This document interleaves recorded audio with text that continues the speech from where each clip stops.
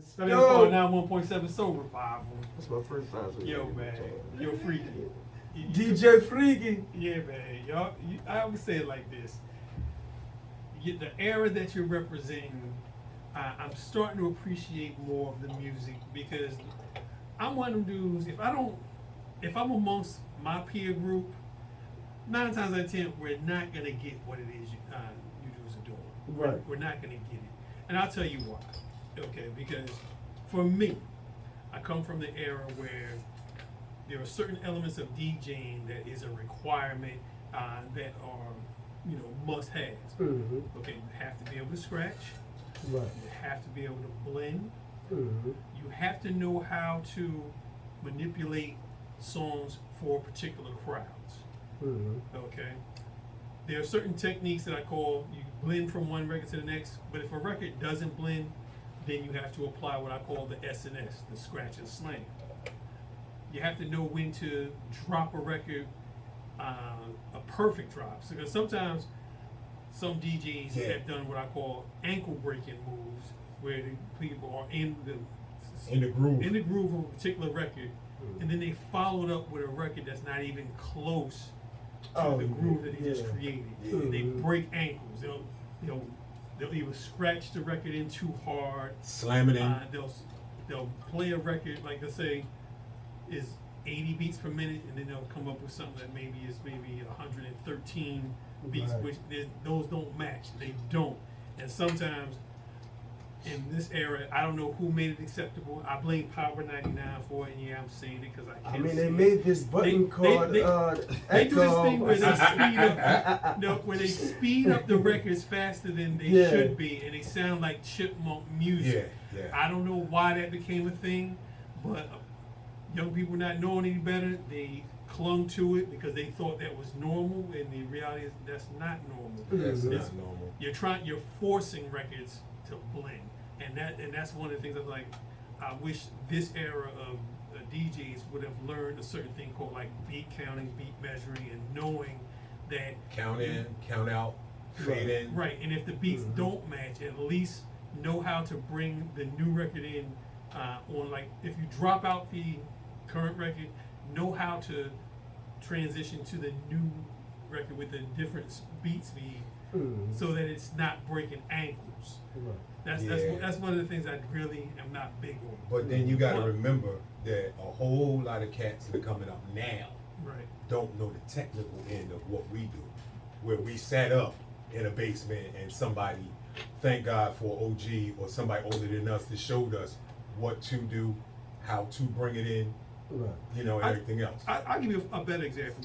When I came into DJing, I came in on hip hop music DJing, but friends of mine that like house music, I couldn't figure out why can't I make this rap record mixed with this house because I didn't know about the counting of the beats, and this was when you had to really count beats in your head. You didn't have a screen to look at to see how fast the beats were moving. Because average hip hop song, 85 to 95 beats, up to 100.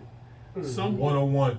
Some will go into 115, but the average house music will start at 114 and go up to 130 to 145 beats. Facts. Right. And then with some of the music that I guess some people call screwed music, Chop and screw. chopped and screwed music, Bounce.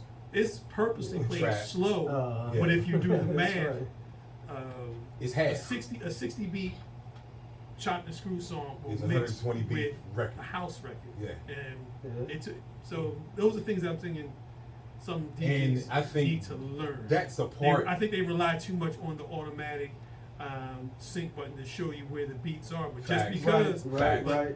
Facts. and I'm not knocking the sync button because it's a luxury. I can't knock it. But I think you should be mastering the records and the music and the songs so that you're not forcing a 120 record to match to a beat that's 85. Right. Because the 120 record is going to sound like they're singing drunk. Yeah. So, But they gotta learn how to count bars too. Definitely have to count. Like you know that if you're doing chop and screw, turn up, trap, you should be able to count. And shouts out to Marc Asbury. One thing I can say right there. Yeah. Mark Asbury. Shouts out to Marc Mark Asbury.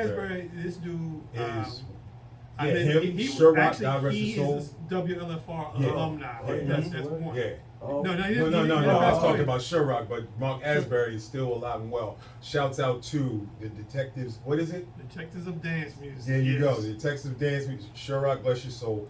These dudes knew, like Sean said, I'm straight hip hop.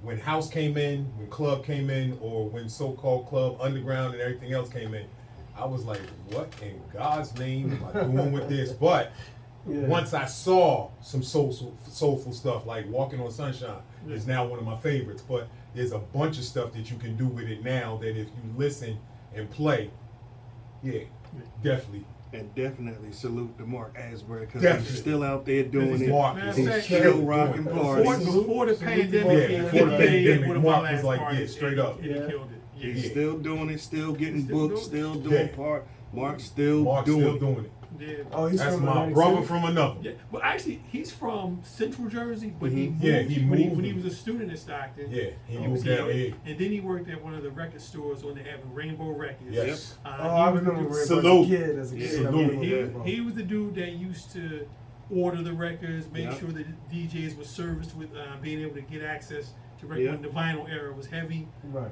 He was definitely a part of that, you know.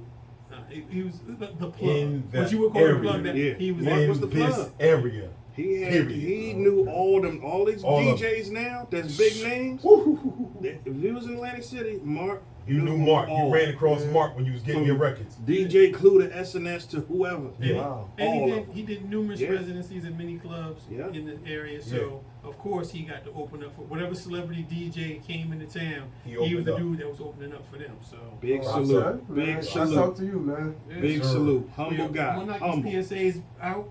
We're gonna come back with some more. We're gonna finish the show strong with great music. So Mhm. I got you. 1.7 Soul Revival. I got you. And it goes a little something Like this.